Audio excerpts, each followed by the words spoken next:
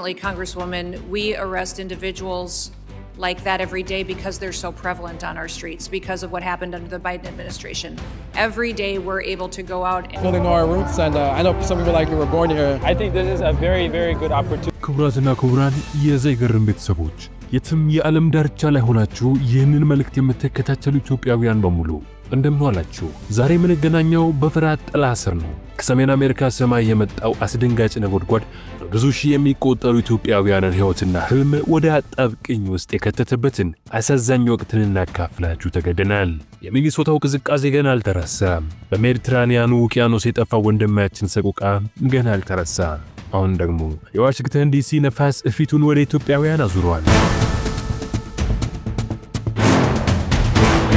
ከትናንት ወዲያ አንድ ቪዲዮ በዚሁ ዘይገርም ቻናል ላይ ሰርተ ነበር። ቪዲዮው የአሜሪካ ፕሬዝዳንት ዶናልድ ጄ ትራምፕ በሚኒሶታ የሰፈረውን መላውን የሶማሊያ ማህበረሰብ ቆሻሻ ብለው መስደባቸውና ታላቁ የጽዳት ዘመቻ ተብሎ የተሰየመውን ሶማሌዎችን በብዛት ከአሜሪካ ምድር ዲፖርት የማድረግ ሥራ እንደተጀመረ እንዲሁም ይህ በዚህ ከቀጠለ ደግሞ ኢትዮጵያን ጨምሮ ሌሎች የአፍሪካ ሀገራትንም ሰለባ ሊያደርግ እንደሚችል ጠቆም አድርገን አልፈን ነበር። Ilhan Omar is garbage. She's garbage. እናም ቆሻሻን ወደ ሀገራችን ማስገባት ከቀጠልን የምንሄደው ወደ ተሳሳተ አቅጣጫ ነው። ኢልሃን ኦማር ቆሻሻ ናት። እርሷ ዝም ብላ ቆሻሻ ናት። ጓደኞቿም ቆሻሻ ናቸው። እነዚህ ሰዎች እኮ ሰርተውም የሚያውቁ አይደሉም። እነዚህ ሰዎች እንሂድ፣ ተነሱ፣ ይህንን ቦታ ታላቅ እናደርጉ የሚሉ ሰዎች አይደሉም። እነዚህ ሰዎች የሚያውቁት ማማረር ብቻ ነው። ያማራሉ። ከመጡበት ሀገር እኮ ምንም ያገኙት ነገር አልነበረም። ታውቃላችሁ፣ ልክ ከገነት የመጡ ይመስል እዚህ መጥተው ይሄ ገነት አይደለም ይላሉ። ነገር ግን የመጡት ከገሃነም ሆኖ ሳለ እዚህ መጥተው ያማራሉ። ከመለቃቀስ ውጪ ምንም የሚሰሩት ነገር የለም። እኛ በሀገራችን አንፈልጋቸውም። ወደ መጡበት ይመለሱና ያንን ሀገራቸውን ያስተካክሉ። ታዲያ ይህ ቪዲዮ ከተለቀቀ ከሰዓታት ቆይታ በኋላ አንድ አስደንጋጭ ዜና ከወደ አሜሪካ የኢትዮጵያውያን ዲያስፖራ ጆሮ መታ። ዛሬ የምንነጋገረው ስለዚህ አስደንጋጭ መረጃም ይሆናል።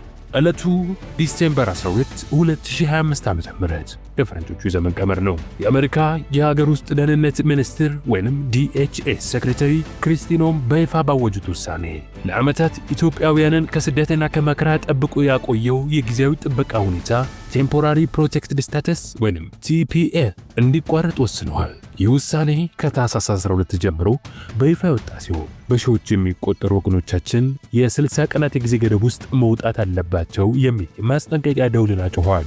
ይህ ዝም ብሎ የወረቀት ፊርማም አይደለም። የቲፒኤስ መርሃ ግብር በ2022 ዓ.ም መጀመሪያ ላይ ለኢትዮጵያውያን ሲሰጥ ምክንያቱ በሰሜን ኢትዮጵያ የተካሄደ በነበረው ጦርነት ተፈናቃዮች ብዛትና የሰብአዊ ቀውስ ነበረ።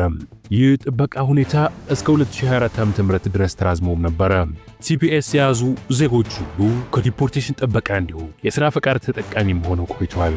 አሁን ግን የDHS ሴክሬታሪ ክሪስቲ ኖም በኢትዮጵያ ያለው ሁኔታ ተሻሽሏል፣ ዜጎች በሰላም ወደ ሀገራቸው መመለስ ይችላሉ በሚል መከራከሪያ የጥበቃ ሁኔታው እንዲቋረጥ አድርገዋል። ይህ ውሳኔ በኢትዮጵያ ውስጥ በተለያዩ አካባቢዎች እየተስተዋለ ያለውን ግጭትና የጸጥታ አለመረጋጋት ያላገናዘበ ይልቁንም የአሜሪካን አዲስ የኢሚግሬሽን ፖሊሲ ለማጠናከር ያለም እርምጃ እንደሆነ የሕግ ባለሙያዎች ይናገራሉ።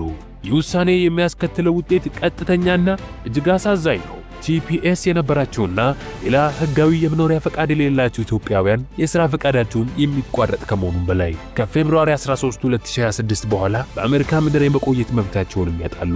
ይህም ማለት አሁን በአሜሪካ ምድር በሥራ ፈቃድ ተማምነው ቤተሰብ የሚያስተዳድሩ በግብርናና በሌሎች ዘርፎች ላይ የሚሰሩና ለጥገኝነት ማመልከቻ መፍትሄ የሚጠባበቁ ወገኖቻችን በሙሉ ለአደጋ ተጋልጠዋል ማለት ነው። አሁን በዋሽንግተን ዲሲ፣ ሚኒያፖሊስና በሲያትል የሚኖሩ ኢትዮጵያውያን ከባድ ምርጫ ተደቅኖባቸዋል። መንግሥት ያስቀመጠው አማራጭ ግልጽ ነው። ወይ በራስ ፈቃድ ውጣ ወይ ተጎትተህ ትወጣለህ።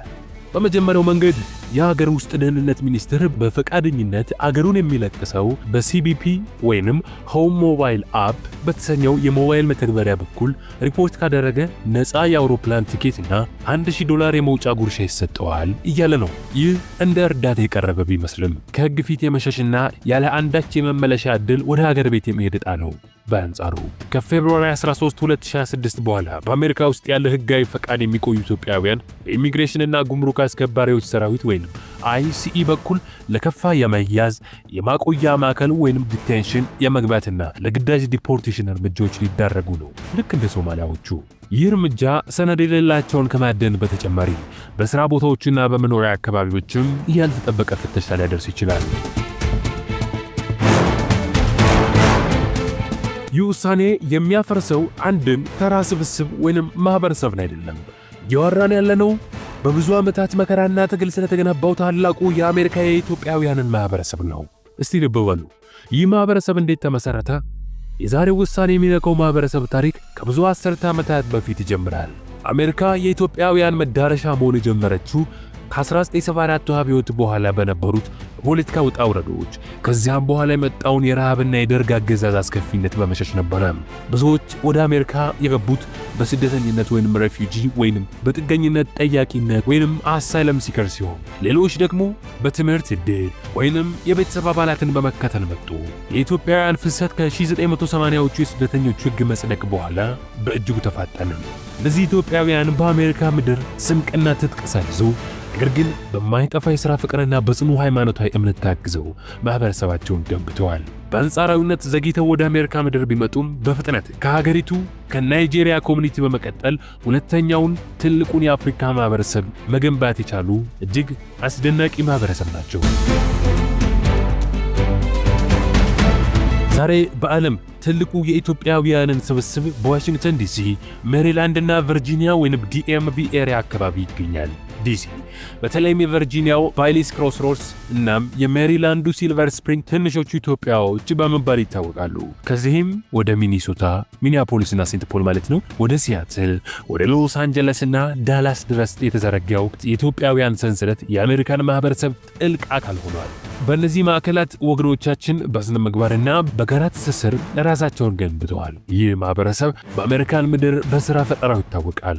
የቡና ቤቶች፣ ሬስቶራንቶች፣ ታክሲ አገልግሎቶች፣ የጤና ተቋማት እናም የሪል ስቴት ንግዶች ላይ የኢትዮጵያን አሻራ አጉልቶ አሳይተዋል። ማህበረሰቡን አንድ አድርገው የሚይዙት ደግሞ የኢትዮጵያ ኦርቶዶክስ ተዋሕዶ፣ የእስልምናና የተለያዩ የፕሮቴስታንት እምነት ተቋማት ናቸው። እነዚህ ቤቶች ወገኖች የተሰበሰቡበት፣ ባህላቸውን ያወቁበትና የችግር ጊዜ ደጀን የሆኑበት መናኸሪያ ናቸው። ከሁሉም በላይ ደግሞ ይህ ማህበረሰብ በየዓመቱ በ10 ሚሊዮኖች የሚቆጠር ገንዘብ ወደ እናት ሀገሩ በመላክ የኢትዮጵያን ኢኮኖሚ ትልቅ ምሰሶ ሆኖም ቆይቷል። ዛሬ ይህ ታላቅ ኃይልና ወሳኝ የገንዘብ ምንጭ የሆነው ማህበረሰብ ነው የህልውና ጥያቄ የተደቀነበት። ውድ ወገኖቻችን፣ ይህ ማዕበል የእኛን ጽናት የሚፈትን የአንድነታችን ጥንካሬ የሚለካበት ጊዜ ነው። አሁን የምንገኝበት ወቅት ከባድ ፈታኝና የስጋት ደመና የጋረጠበት ቢሆንም ጊዜው የለቅሶ ሳይሆን የብልሃትና መንቀሳቀስ ነው። የ60 ቀናት የጊዜ ገደብ እንደ መብረቅ ብልጭታ ያልፋል። ስለዚህ እያንዳንዱ ቀን ወርቃማ ነው። በመጀመሪያ ይህንን ጉዳይ በችልታ ማየት አይቻልም።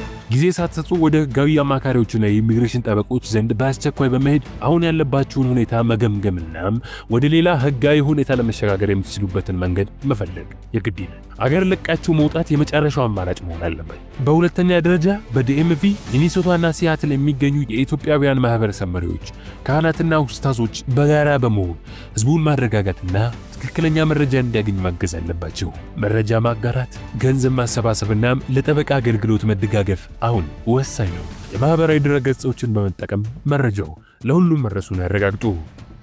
ይህንን ቪዲዮ ከወደዳችሁት እንዲሁም መረጃ ሰጭ ነው ብላችሁ ካሰባችሁ ለሌሎችም እንዲደርስ ያግዘን ዘንድ ቪዲዮ ላይክ፣ ቻናሉን ሰብስክራይብ ማድረጉን ያረሱ። እንዲሁም ያላችሁን ሐሳብ አስተያየትም ከስር በኮሜንት መስጫ ስፍራ ላይ ያስቀምጡልን። እስካሁን ደቂቃ ድረስ ስለተከታተላችሁን ከልብ አድርገን በድጋሚ እያመሰገንን በቀጣይ መረጃ ሰጪ በሆነ ቪዲዮ እስከምንገናኝ ሰላም።